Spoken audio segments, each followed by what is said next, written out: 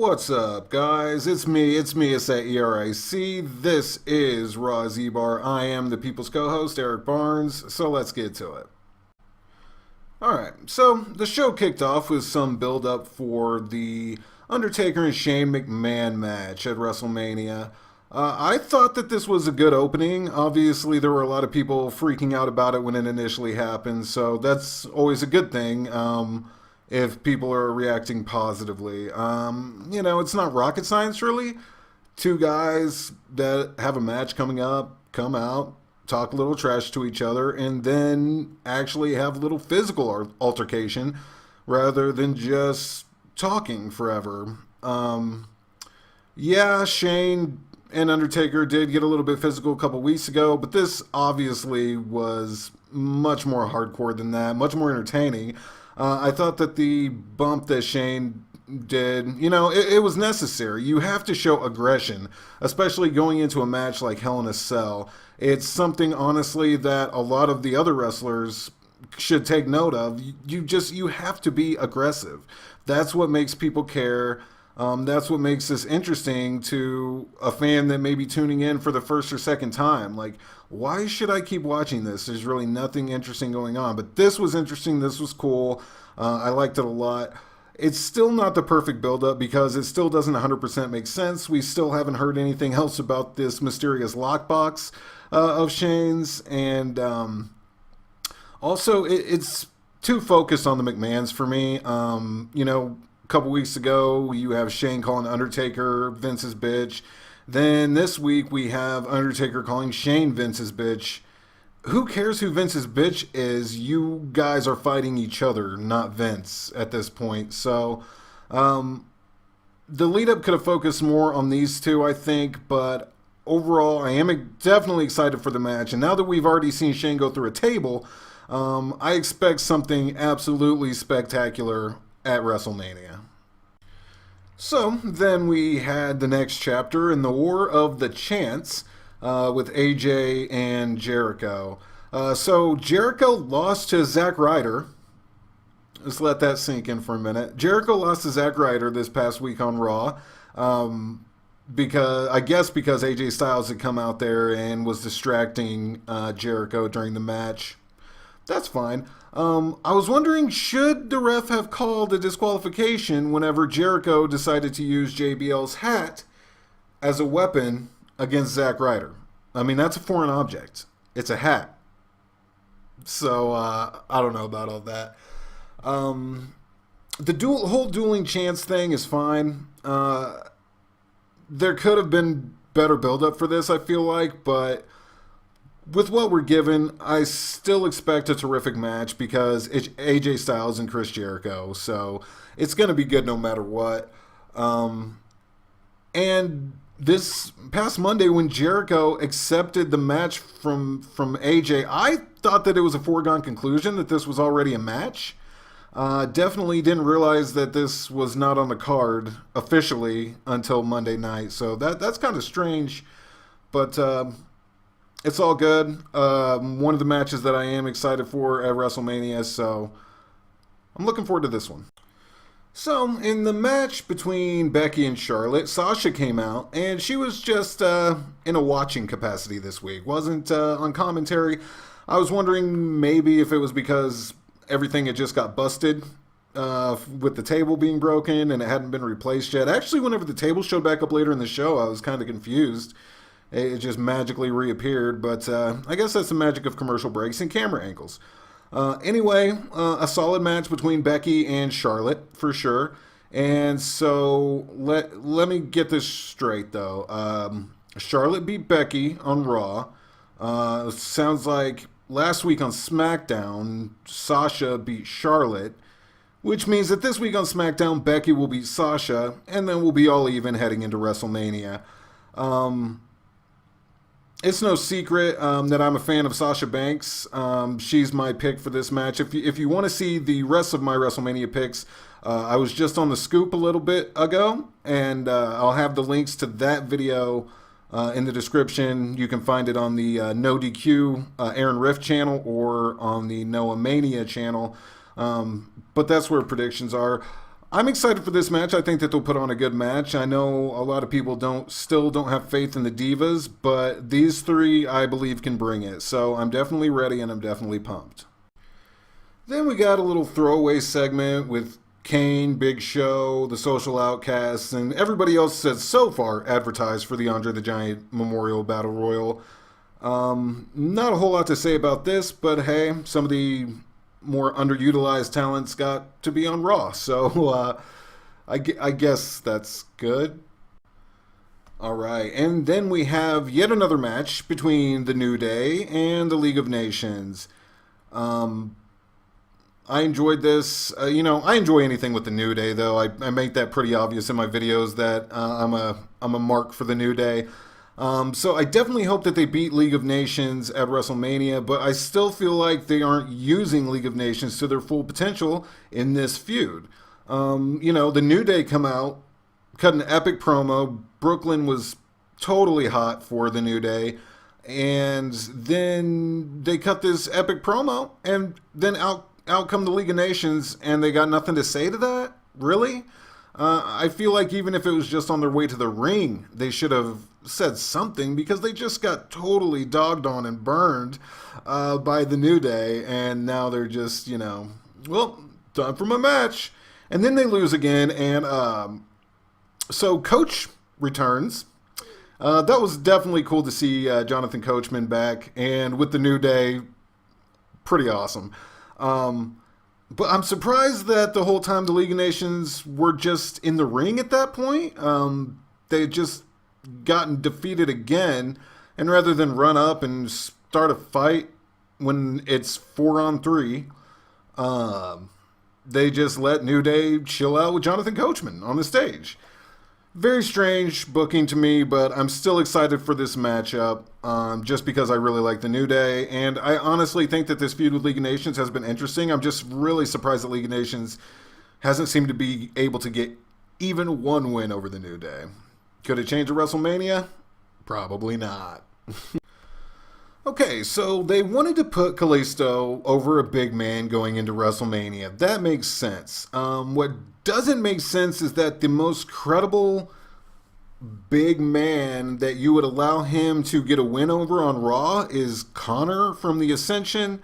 Nothing against Connor or the Ascension, but they haven't been given anything since they've come up to the main roster. I mean, they're just jobbers.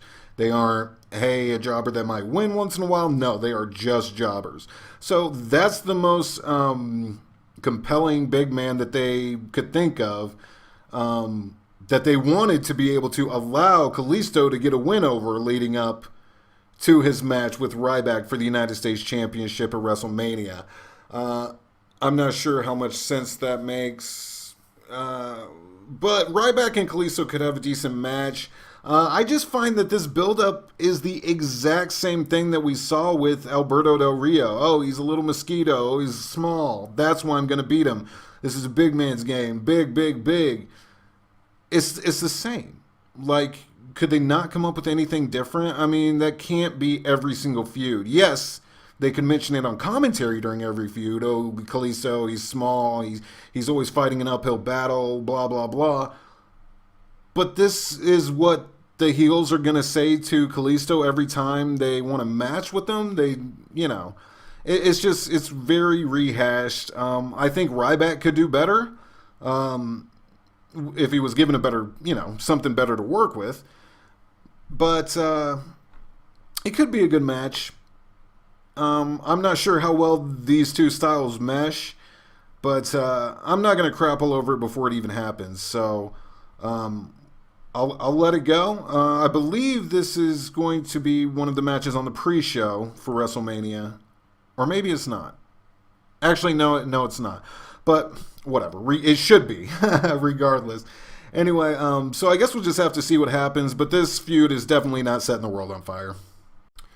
So we got a little bit going on with Brock Lesnar, Ambrose, and Heyman.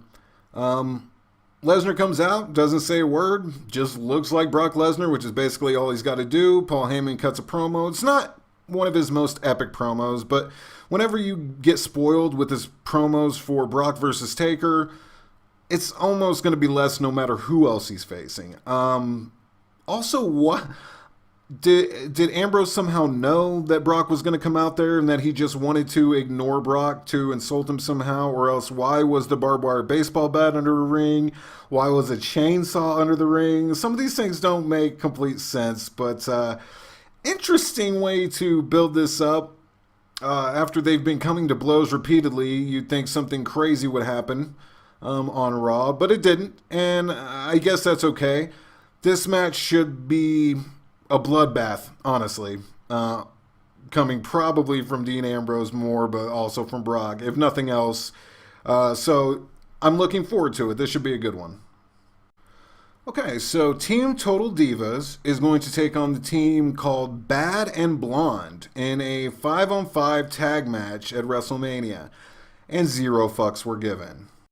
So then we get a match pitting almost all of the competitors in the Intercontinental title ladder match against each other, except for Zack Ryder, who got a huge win over Chris Jericho earlier in the evening. Fine match, nothing wrong with it. It kind of seemed like the crowd was bored since they were chanting for Byron Saxton, JBL, and CM Punk, but I guess that's what happens whenever you don't give fans a reason to care about any of your mid-card talent, which they really haven't. So, I'm not sure what else they expect sometimes, especially whenever they get in a rowdy city like Brooklyn was on Monday night, which was pretty awesome. I think we'll see some really cool stuff in this ladder match, and I still think one way or another we're going to end up seeing Sami Zayn and Kevin Owens one-on-one for the Intercontinental Championship, and I bet it's probably going to be sooner rather than later.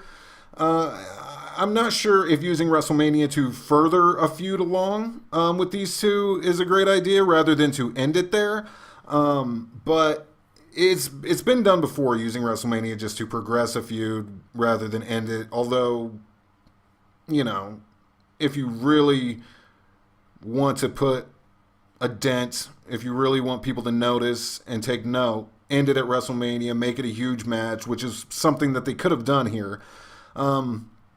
It would have been good for the story as far as having Sami Zayn and Kevin Owens, you know what I mean? Just the video package that they could have put behind it would have probably made your heart skip a beat. But it is what it is. We'll see it sooner or later, I'm sure. But I'm excited for this match because even though it's kind of just a cluster, let's throw a bunch of dudes and a ladder in the ring, there will be some cool stuff that happens. So I have high hopes for this. Okay. So I saved all the Triple H, Stephanie Roman stuff for last because Triple H and Stephanie came out twice for promos during Raw, which was strange. But anyway, the first time they come out, Triple H cuts a pretty good promo. It still has the underlying effects of the same promo that they cut every week and have been cutting for months, if not years, about we're the authority and you all have dreams, but you'll never reach your dreams because people you've heard it. You don't need to hear it again. But the part about him being obsessed or having an obsession with the World Heavyweight Championship and whatnot, that was pretty good. I've always liked Triple H, so I don't like it whenever he continues to cut the same stale promo when we all know that he's capable of more than that. So then Roman Reigns comes out for a fight. The crowd boos him because nobody cares about Roman Reigns. I'm sorry. He's just not good enough. I personally hope that Triple H wins at WrestleMania because this version of Roman Reigns is just not good enough to be your champion. He's not any better than somebody that you took the title off of within a month, like Sheamus. He's that same level. You just push him harder so he gets a slightly more of a reaction. He gets more of a reaction. It's mostly people booing for Roman Reigns getting pushed down our throats every single week that we watch WWE entertainment. We don't want Roman. Not in this form. Maybe, change it up. I feel like he has the talent to be a huge star, but what you've given us so far is not enough. And he's not enough right now. And then to end the show, we have Stephanie kind coming out and starting to cut that same promo again. So then there ends up being a gang beating on Roman Reigns. Roman comes out, but then so do some more bad guys to beat up on Roman. Well, it's the League of Nations to beat up on Roman. And, I guess I was supposed to garner some sympathy, but honestly, the crowd was either happy to see Roman getting beat down or didn't care, even though the other people that they don't really like are the ones doing it. I don't understand why these guys can't read the writing on the wall. Fans don't want Roman. And maybe he's right. Maybe kids and women want Roman.